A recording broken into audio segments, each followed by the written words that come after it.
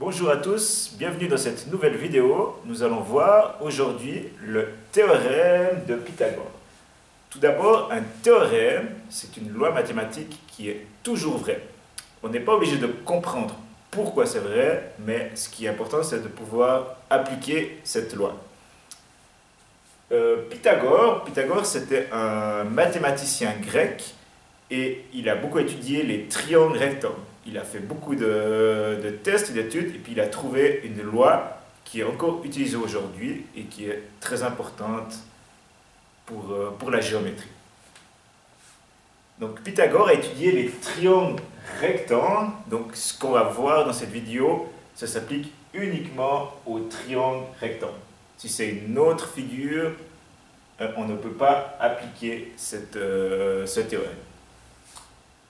Donc Pythagore, lui, ce qu'il a découvert, c'est que dans un triangle rectangle, donc voilà un triangle, il a un angle droit ici, donc c'est un triangle rectangle.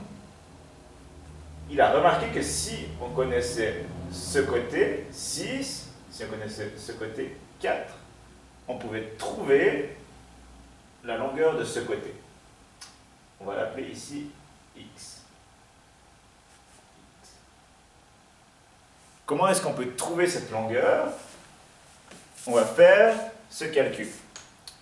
Ce côté au carré, donc 6 au carré, plus l'autre côté au carré, c'est égal à ce côté au carré.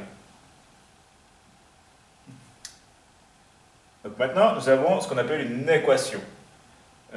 Certains d'entre vous savent peut-être déjà résoudre des équations.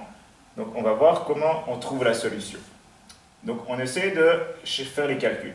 6 au carré, ça fait 36, plus 4 au carré, 16.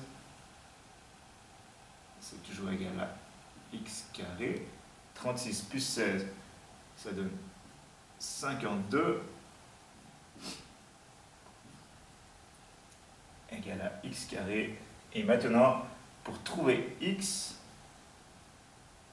on doit faire la racine carrée de 52. J'ai fait le calcul. Racine carrée de 52, ça donne, j'écris ici 7,21. C'est égal à x.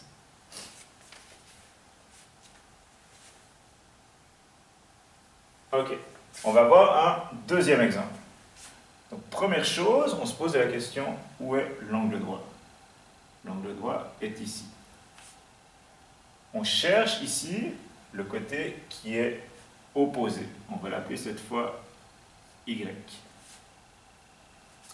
Donc, ce que Pythagore nous dit, c'est que ce côté au carré, 6 au carré, plus ce côté au carré, 10 au carré, c'est égal au grand côté au carré. Donc maintenant, on fait les calculs. 6 au carré, ça donne 36, plus 10 au carré, 100, c'est égal à y au carré. 136, c'est égal à y au carré. Et pour trouver y,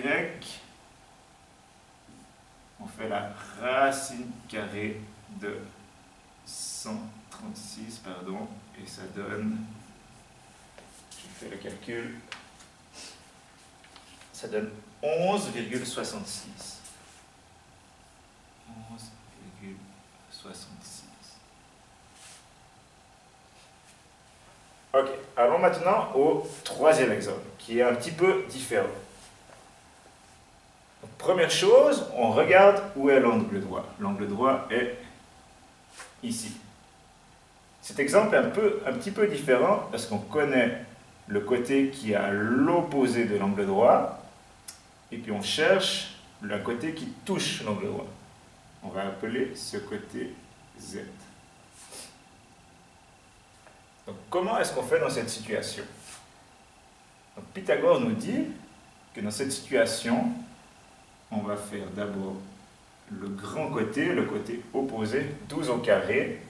On va faire cette fois moins l'autre côté qu'on connaît, 3 au carré. Et puis ceci, c'est égal à z au carré. Maintenant, on fait les calculs. Donc 12 au carré, ça donne 144 moins 3 au carré, 9. C'est égal à z au carré. 135, donc 144 moins 9 est égal à z au carré. La racine carrée de 135 est égale à z. Donc z est égal à 11,62. 11,62. Ok, venons maintenant ici, pour résumer. Quelle est la marche à suivre? Donc la première chose qu'on va faire, c'est trouver où est l'angle droit. Donc, par exemple, dans ce triangle, l'angle droit est ici. Deuxième chose, on va se poser la question, quel côté on cherche? Si par exemple on cherche C, C, c'est le côté qui est opposé, qui ne touche pas l'angle droit. Donc si on cherche C, on va faire plus. Donc, on va faire ça au carré plus ça au carré est égal à ça au carré. C'est ce qu'on a fait dans les deux premiers exemples. Maintenant, si on cherche, donc on a l'angle droit ici, donc si on cherche un côté qui touche l'angle droit, donc A ou B, cette fois-ci, on va faire moins. Donc on va faire le grand côté au carré, C au carré, moins B au carré. Ceci est égal à A au carré. Voilà, j'espère que tout est clair pour le théorème de Pythagore. Bonne journée et bonne continuation. Au revoir.